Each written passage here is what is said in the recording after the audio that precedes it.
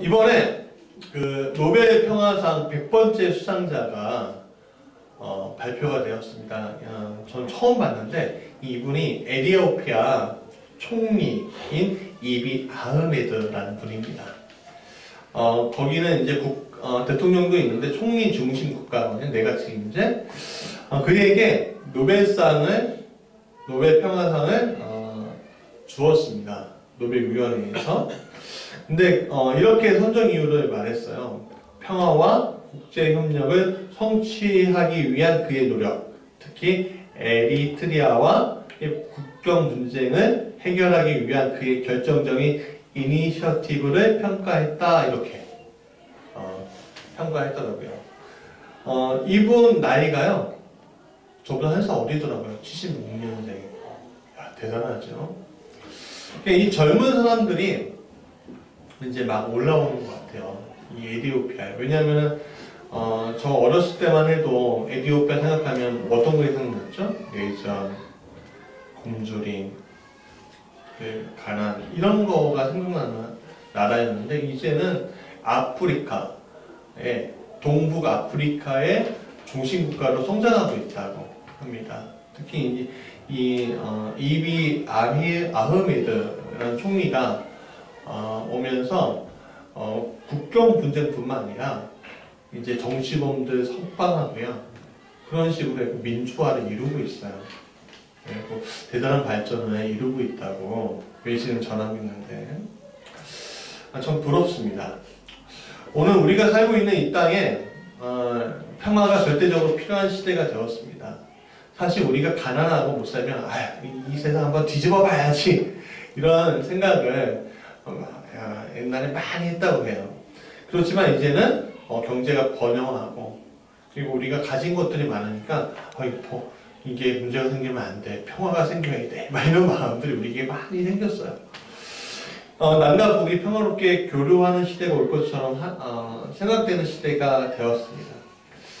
그래서 북미 간의 대화의 물꼬가 트이긴 했는데 참 이게 쉽지가 않아요. 평화가 사실 올 초만 해도 평화 확 올 것 같았잖아요. 그렇죠? 올 것 같았는데 평화 오지 않아요, 아직. 참 평화라는 것이 참 쉽지 않습니다.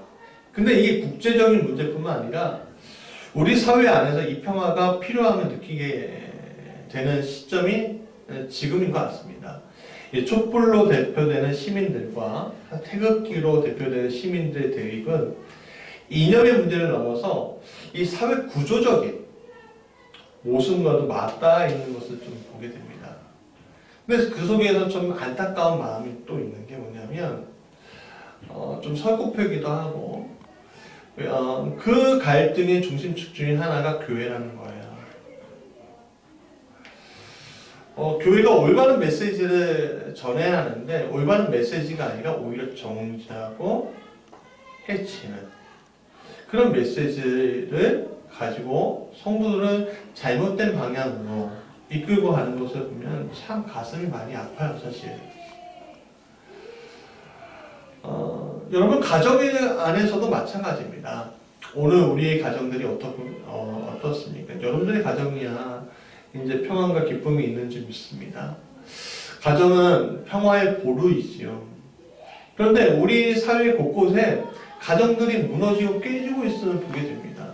너무 어린 나이에 결혼해서 아이를 그냥 방치해서 아이를 지식사 되는 그런 것도 있었고요. 사실 또 이혼한 가정들 너무 많고요. 우리 주변에도 우리가 알고 있는 사람들도 많아요. 저도 목회자지만 목회자 가정들 중에 이혼한 가정들도 굉장히 많습니다. 참 마음이 아파요. 가정이 무너지고 깨지고 있습니다. 근데 이 개인의 문제도 마찬가지입니다. 오늘 우리는 우리 자신을 진정으로 사랑해야죠. 그러나 자신을 사랑하는 것에 대해서 오늘 우리는 잘못된 방법으로 자신을 사랑하는 것을 보게 됩니다. 프로포폴이나 이런 것들로, 마약이나 이런 것들로 현실을 도피하는 것으로 자기를 사랑하는 경우도 있고요. 아니면 도박이나 이런 것들로 자기의 정신을 그쪽으로 둠으로 자신을 사랑하는 방법, 잘못되게 사랑하거나 또 굉장히 잘못된 방법들이 굉장히 많은데 사실 마음이 아픕니다. 그저께군요. 유키즈 언더블럭, 유키즈 언더블럭이 아니구나. 뭐였죠? 그러니까 유튜브에 재미있는 영상을 하나 봤는데 어떤 아가씨인데 이 아가씨가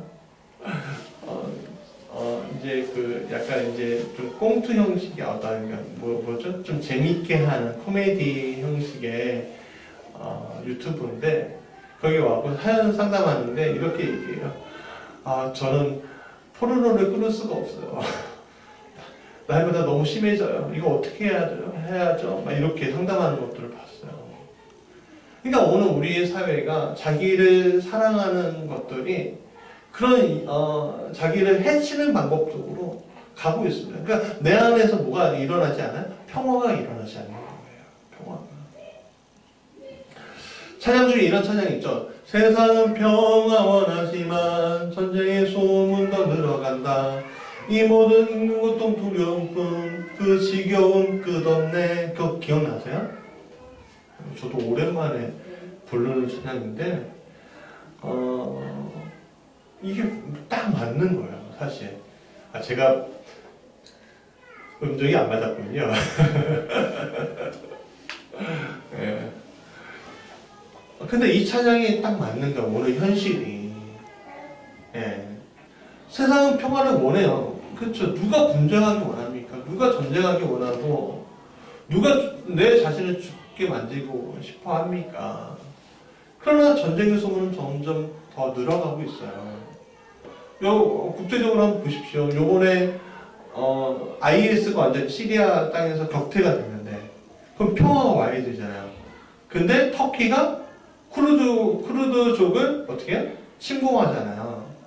그러니까 분쟁이 끝난 곳에 평화가 오는 것이 아니라 또 새로운 분쟁이 생겨요. 이게 오늘 우리의 현실이라는 것이죠. 우리의 삶도 마찬가지예요. 오늘 이제 평화가 오겠지. 이 큰 파도를 내가 견뎌냈으니까 내가 이제는 괜찮겠지 라고 생각하는 순간 또 한 파도 오잖아요.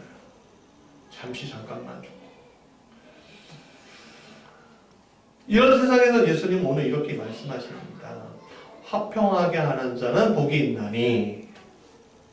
그렇다면 예수님 말씀하시는 것 중에 이 화평이라는 단어가 있잖아요. 그럼 이 화평이 뭘까?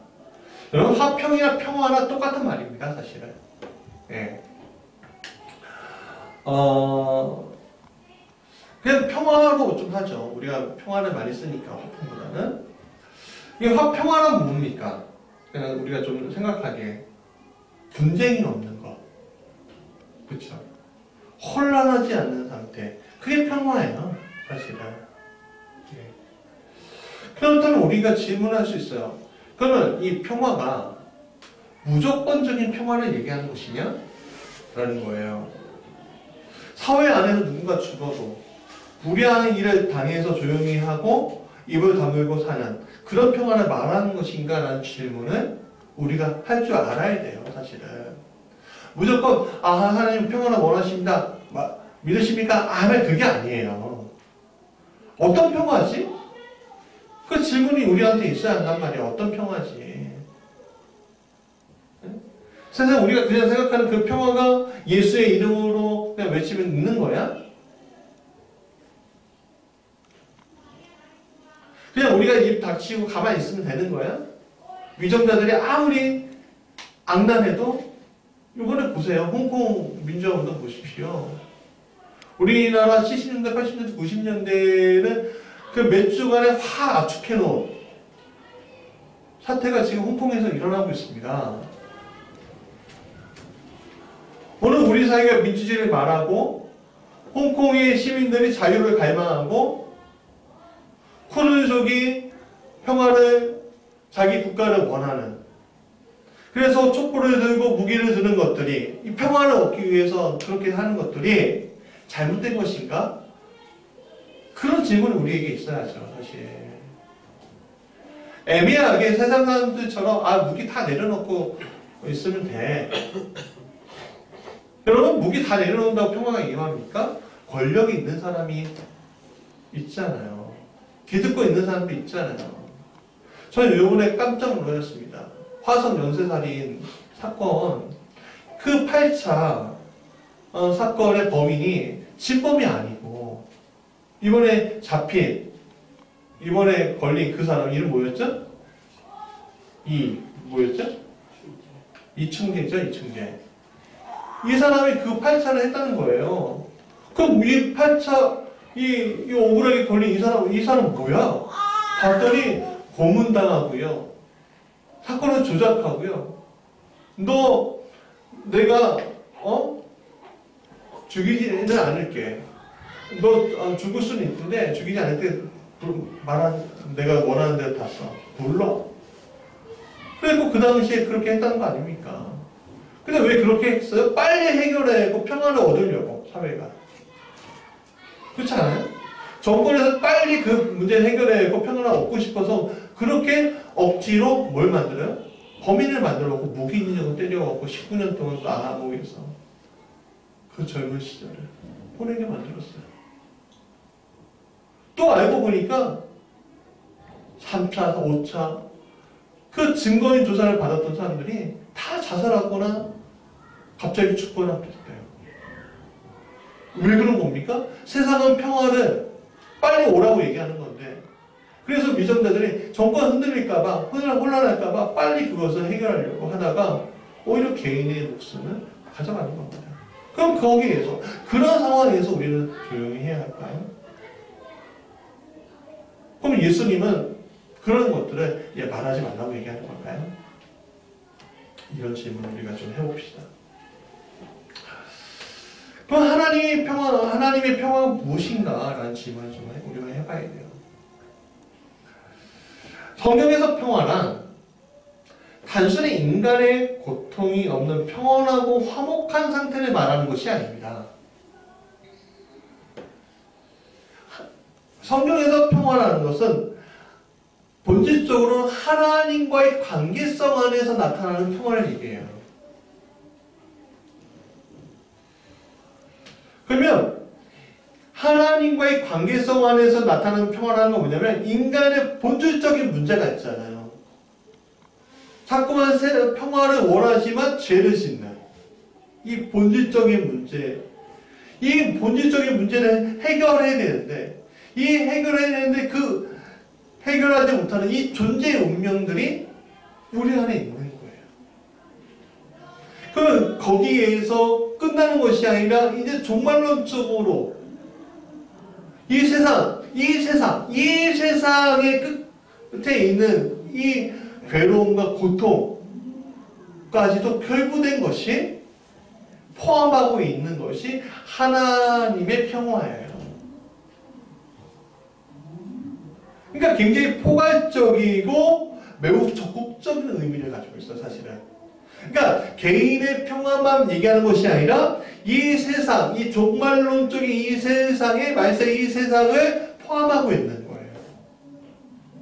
여러분, 진정한 평화는 언제 끝나죠? 언제 시작되죠? 진정한 평화는? 언제 시작이 되죠? 진정한 완전한 평화요. 새 하늘과 새 땅과 새 예루살렘이 이 땅에 임할 때, 예수 재림의 때, 그때 성도의 진정한 평화가 임하는 거예요. 그러면 그 세상의 평화가 임할 때, 그때까지 성도들은 평화를 못 누리는 건가요? 그렇지 않아요.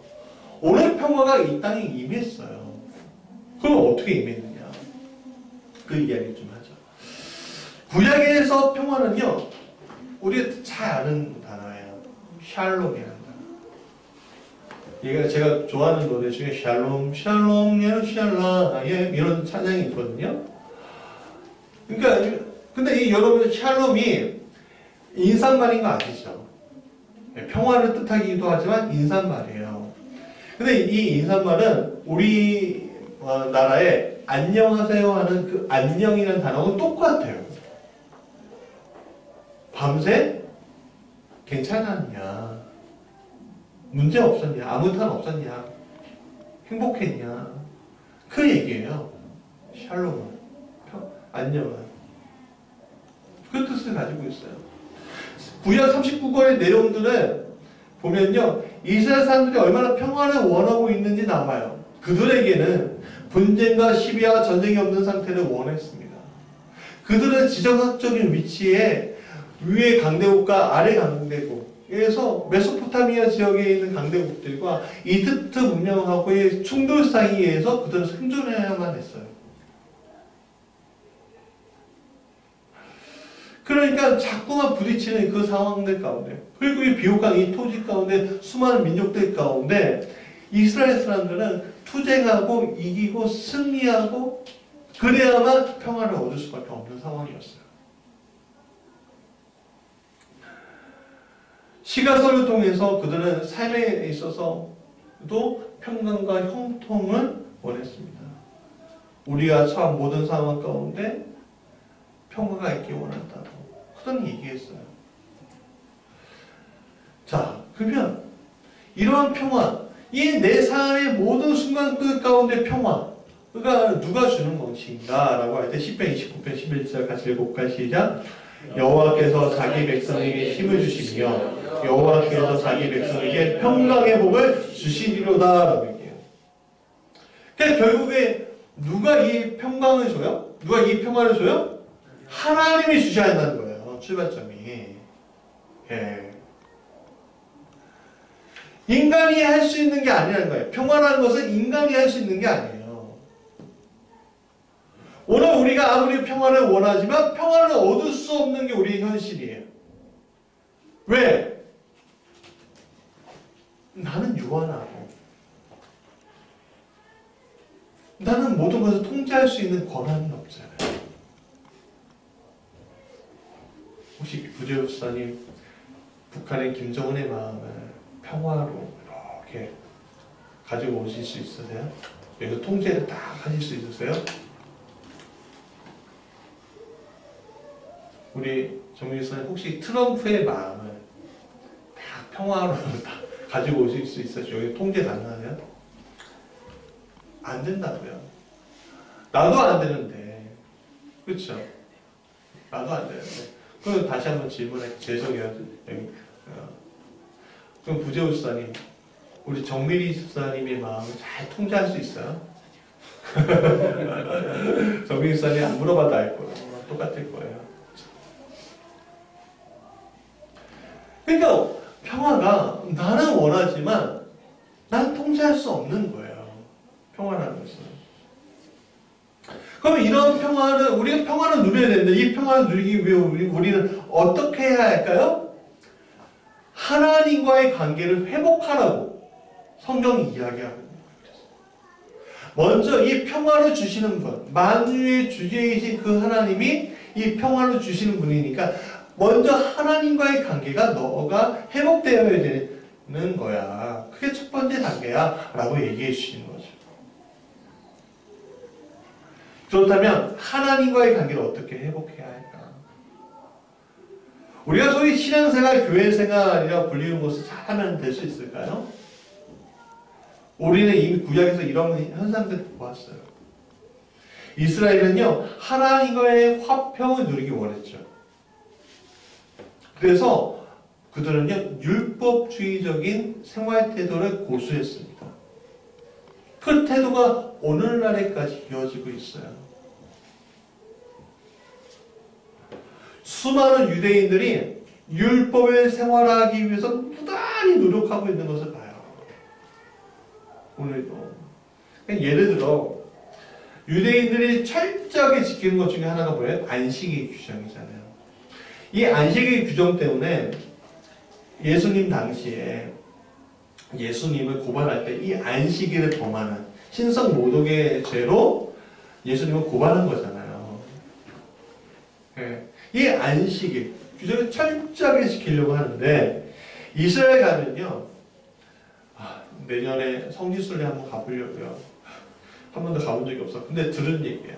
아니, 들은 얘기가 아니라 실제로 그렇대요. 이스라엘 가면 엘리베이터에 특별한 장치가 되어 있어요. 그게 뭐냐면 안식일 버튼이라고. 그러니까 이제 어디 장소에 숙소에 들어가려면 계단을 올라가기보다는 엘리베이터 타는 게 좀 더 안식에 범하는 게 아니잖아요. 근데 엘리베이터를 딱 타면은 문제가 있어요. 버튼을 눌러야 되잖아요. 그러니까 유대인들이 어떻게 하냐면 사람들한테 부탁을 하는 거예요. 유대인이 아닌 사람들한테. 근데 생각해 보세요. 엘리베이터를 탔는데 나밖에 없는 경우가 있잖아요. 유대인들밖에 없는 거야. 그럼 누구한테 부탁해? 되게 민망한 상황들이 오는 거야. 그러면은 기다리는 거야. 그런 사람이 올 때까지, 부탁할 수도 있는 사람이 올 때까지. 그게 불편하잖아요. 그러니까 2001년에 건물 엘리베이터를 설치하는 법에 안식에는 각 층마다 서는 엘리베이터가 있게끔 만들어버린 거예요. 그리고 실제로 이스라엘을 가면 그런 호텔이나 이런 데 우리가 자주 드러나 들 수 있는 그런 데 보면 안식일 엘리베이터가 있다는 거예요. 이게 굉장히 유머처럼 느껴지는 얘기지만, 그렇죠? 유머처럼 느껴지는 얘기지만, 이게 법이라는 거예요. 얼마나 철저하게 지키냐 이거지. 그게 왜 그런 거예요? 하나님과의 화평을 누리기 위해서 그런 거예요, 사실. 이 모든 것들이.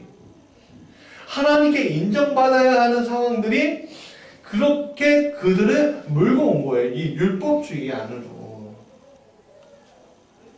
그러나 우리는 그렇게까지 하지 않아요.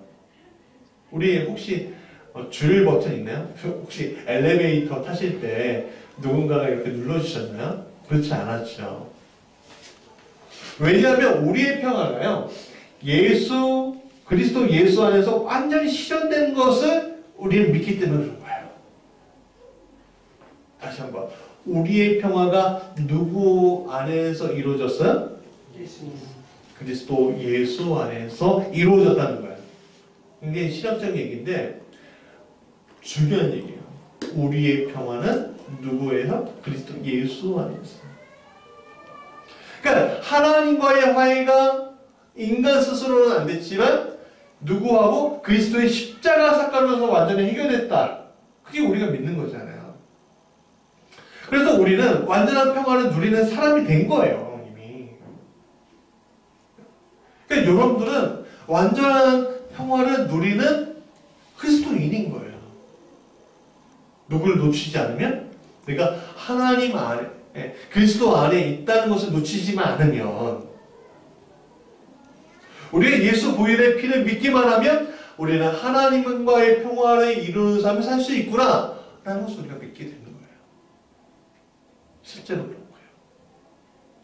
그래서 골로새서 1장 20절 같이 읽어볼까요? 시작. 그의 십자가의 피로 화평을 이루사 만물 곧 땅에 있는 것들이나 하늘에 있는 것들이 그로 말미암아 자기와 화목하게 되기를 기뻐하심이라 라고 되어 있어요. 뭐예요? 십자가의 피 때문에 하나님이 화목하게 되는 것을 기뻐하셨다는 거예요. 아버지 하나님이 인간과의 화목을 위해서 예수님을 보내셨잖아요. 십자가의 피 때문에, 거기서 흘린 십자가의 피 때문에 이제 이 아이들이, 내 자녀들이 나를 이제 만나게 되는구나 하고 그 화목하게 된 것으로 인해서 기뻐하셨다는 거예요. 기뻐. 지금 하나님 우리를 기뻐하고 있는 거예요. 그리스도 안에서. 평화가 이루어진 거예요. 하나님과. 그러면 하나님과의 평화가 이루어진 이들은 어떻게 살아가야 하는가? 여러분, 하나님과의 평화가 이루어진, 그리스도 안에서 하나님과의 평화가 이루어진 사람은 첫 번째 어떤 사람이냐면 나하고의 평화가 이루어지는 사람들이에요. 나하고. 여러분, 멀리 갈 필요 없어요, 사실. 나하고 먼저 화해해야 돼요. 여러분, 오늘 자신과의 평화를 이루지 못한 채 살아가는 인생들이 얼마나 많은지 몰라요. 제가 예전에 교회에 있을 때 한 청년이 자살했어요. 근데 그 청년을 만날 때 참 마음이 아픈 게 뭐였냐면, 만날 때마다 권사님 아들이었는데 만날 때마다 정말 마음이 아팠어요. 그 얼굴이 밝지가 않아요. 자기의 실수, 자기의 무능을 가지고 수고하고 무거운 짐을 가지고 가끔 교회 와도 그 수고하고 무거운 짐을 내려놓지 못하는 거예요. 왜 내려놓지 못해요? 그리스도가 아니었으니까. 내려놓지 못해요. 결국에는 그 친구가 자신과 화해하지 못했어요. 그리스도 안에 없으니까. 그래서 자살로 생을 마감하는 정말 마음 아픈 일이 있었어요. 지난 목요일날 금요일날 작은 세미나가 있었어요. 강사가 이제 물어봐요. 당신은 언제 행복합니까?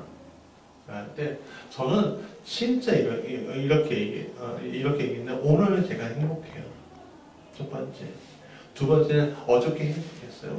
세 번째는 내일도 행복할 거예요. 제가 계속 얘기한 거니까 넘어가겠습니다.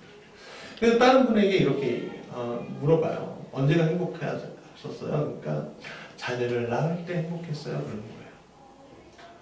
그냥 또 강사가 물어보는 거예요. 그러면 그 자녀가 왜 낳았을 때 왜 행복했죠? 그러니까 이분이 이러는 거예요. 내 편이 생겼구나 라는 생각에 행복했어요. 그때 내가 딱 마음이 아픈 게 막 왔어요. 저분은 남편도 자기 편이 아니고 가족도 자기 편이 아니고 세상도 자기 편이 아니라고 생각하시는구나. 그 마음이 딱 오는 순간 한마디 위로의 말을 전달할 수가 있었어요. 이렇게 생각해 보시면 어때요? 나는 내 편이다. 다른 사람들은 다 내 편이 아니어도 나는 내 편이다. 그건 두 명 생긴 거죠. 그렇죠? 근데 사실은 진짜 전하고 싶은 말이 있었어요. 뭐냐면 거기 그 모임은 목사의 티를 낼 수가 없어서 말을 못했어요. 근데 무슨 말을 전하고 싶었냐면 하나님은 당신 편입니다. 내 편은 하나님이시다. 그걸 믿으셨으면 좋겠어요. 여러분, 하나님 내 편이에요. 내 편이에요. 그리스도인에서 평안을 얻은 사람은 하나님이 내 편이 되는 거예요. 그럼 하나님은 내 편이야. 나하고 화해가 이루어지는 그런 사람들은 또 어떻게 되냐면요. 이웃과의 화해도 이루어지는 거예요. 그 이웃은 가족을 포함한 이웃입니다. 가족을 포함한 이웃이에요. 자, 그러니까 나를 제외한 모든 이들 얘기하는 거예요. 자, 키가 작은 세리장 삭개오를 생각해 봅시다. 그는요, 예수님을 받아들이는 순간 하나님과 화해가 이루어졌어요. 삭개오. 자, 누가복음 19장 8절 같이 읽어볼까요? 시작. 삭개오가 서서 그에게 여쭤오되 주여 보시옵소서 내 소유의 절반을 가난한 자들에게 주겠사오며 만일 누구의 것을 죽여 빼앗을 일이 있으면 내가 편리하겠나이다. 그랬더니 예수님이 바라 아브라함을 자손이 가게요. 하나님의 평화, 하나님의 언약의 자손이 된 거예요. 또한 하나님과 나와 이웃과 화해한 이들은요, 공동체와도 화해가 되는 거예요. 여기서 공동체라는 건 또 하나의 가족인 교회를 얘기해요.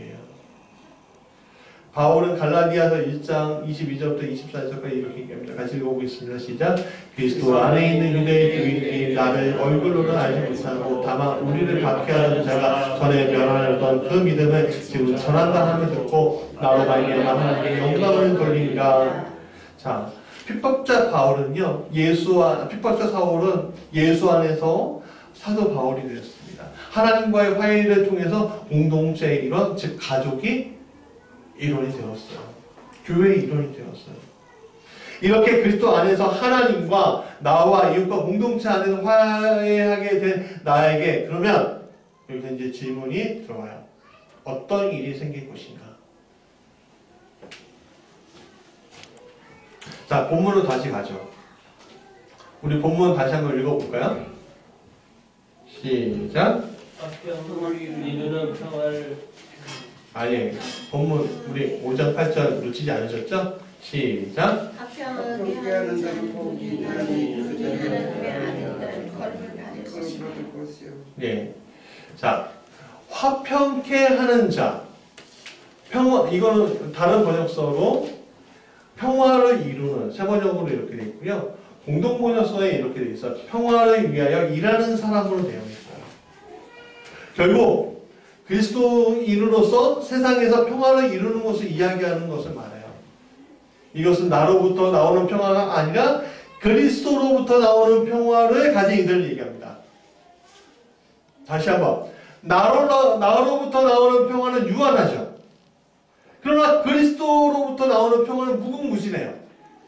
이 무궁무진한 그 평화를 세상 가운데 전달할 수 있는 자들, 이게 바로 우리라는 거예요.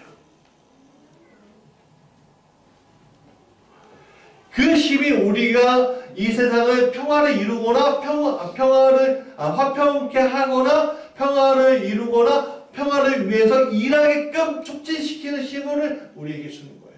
뭐야? 무한 능력이신 그리스도 안에 있는 평화가. 그래서 우리는 이런 촉진자의 역할을 하늘로부터 부여받게 되는 놀라운 경험들을 하게 되는 겁니다. 그래서 그리스도의 이름으로 평화를 이루는 자는 복된 거예요. 자, 생각해 보세요. 자, 화평케 하는 자 앞에 그 가로치고 이름이 뭐가 있어야 되냐고요? 되냐면 그리스도 안에서 있어야 되는 거예요. 그리스도 안에서 화평케 하는 자는 복되다는 거예요.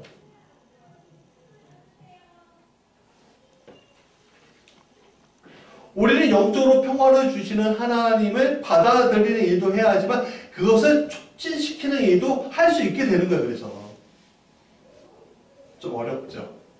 그냥 간단해요. 아, 내가 하나님으로부터 평화를 얻었으니까 그 평화를 나눠줘야 되겠다라는 거예요.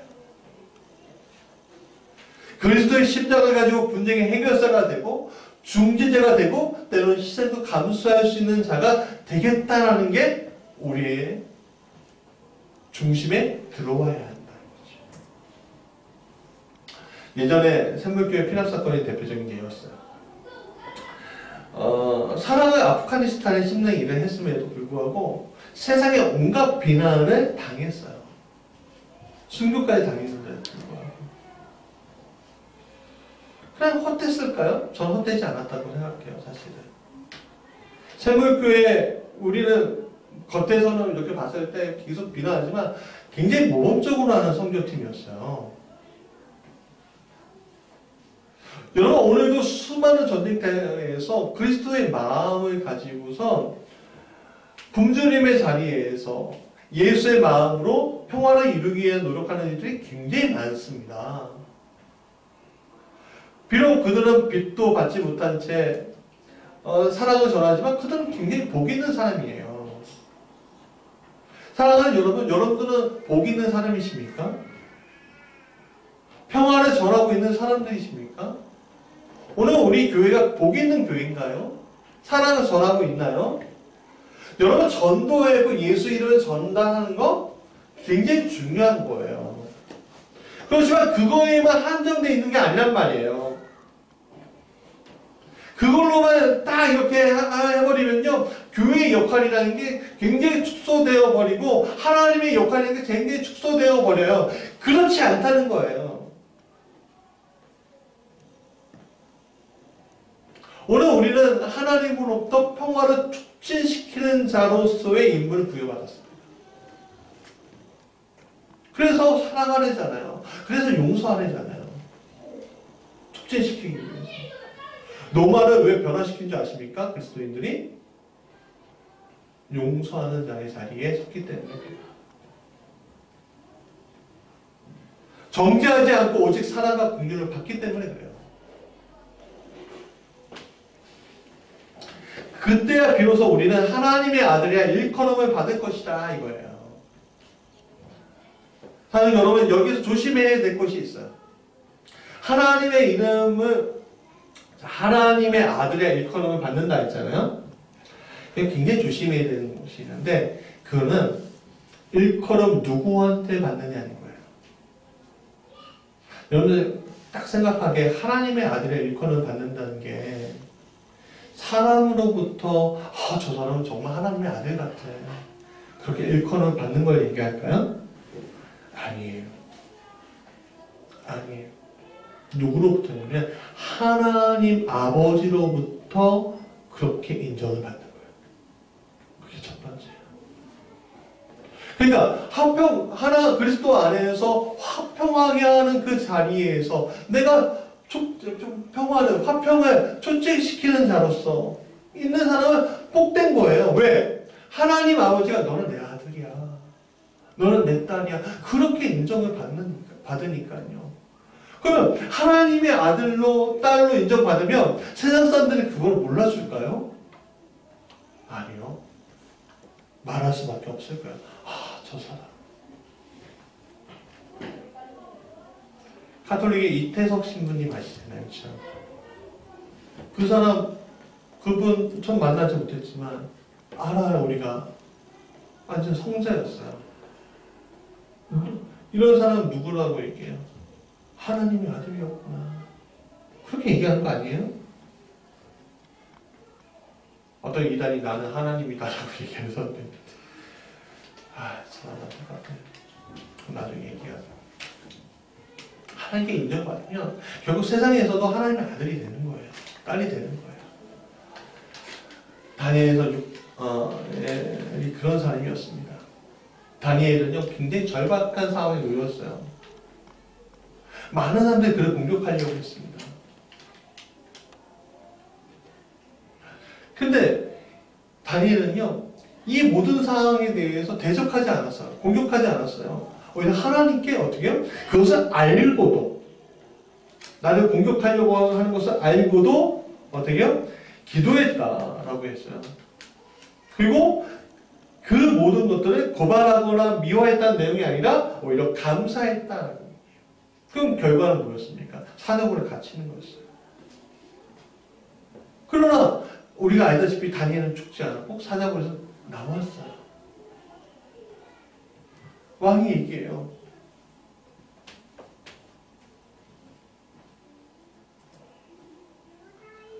다 다니엘의 하나님 앞에서 떨며 두려워할지니라고 얘기해요. 굶주린 사자 앞에서 나온 그 다니엘. 그를 다리오 왕은 하나님의 아들로 본 거예요. 그래서 28절에 보니까 형통이라는 단어가 있어요. 다니엘. 다니엘이 형통했대요. 오늘 우리가 이 세상을 살 때 하나님 아들처럼 살고 싶지만 우리의 능력으로 안 되는 것을 우리가 인정해야 해요. 우리는 평화를 원하지만 실제로는 전쟁을 외치는 이들인 것을 알아야 합니다. 결국 평화를 이루는 것은 누구밖에 없어요? 그리스도 안에 있을 때밖에는 그 이들이 없는 거예요.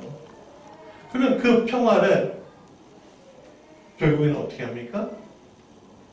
이룰 때 그 평화를 줄 수 있는 거죠. 자, 결론이 우리 무지개 교회가 3주년이 됐습니다. 우리 교회가 앞으로 해야 할 것이 무엇인가? 많이 고민이 돼요, 사실은. 교회 부흥을 위해서 막 달려가야지 이런 생각 굉장히 제 마음가운데 가득 있어요. 이 교회가 가득 차면 좋겠어? 이 마음 제 안에 가득 있어요, 사실. 우리 성도들이 다 11조 교인이 되면 좋겠고, 우리 성도들이 다 헌신했으면 좋겠고, 우리 성도들이 다 아이들의 교사가 되었으면 좋겠고, 그런 게 가득 있어요. 근데 제가 한 가지 놓치고 싶지 않은 게 있어요.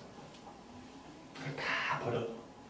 뭐냐면 우리 무지개 교회가 세상의 평화를 이루는 교회 되면 좋겠다는 거예요. 우리 교회에 속할 때, 하나님의 공동체인 교회에 속할 때 하나님과 화해하고, 가정에서는 개인과 화해하고, 가정에서는 가정과 화해하고, 공동체 안에 내가 하나님의 가정 구성원이야 라고 고백되어지는 그런 교회가 되면 좋겠다. 결국엔 그리스도가 이 교회의 왕이 되었으면 좋겠다는 얘기예요. 사랑하는 여러분, 오늘 우리 모두가 무지개 교회 위에 그리스도가 왕되게 하시길 가지 원합니다. 그리고 왕의 명령에 따라 세상에 평화를 선포하시는 여러분 되기 원합니다. 그럴 때 넌 내 아들이야, 넌 내 딸이야, 넌 하나님의 음성을 분명히 듣게 될 것이고 사람들도 그렇게 우리를 여길 것입니다. 우리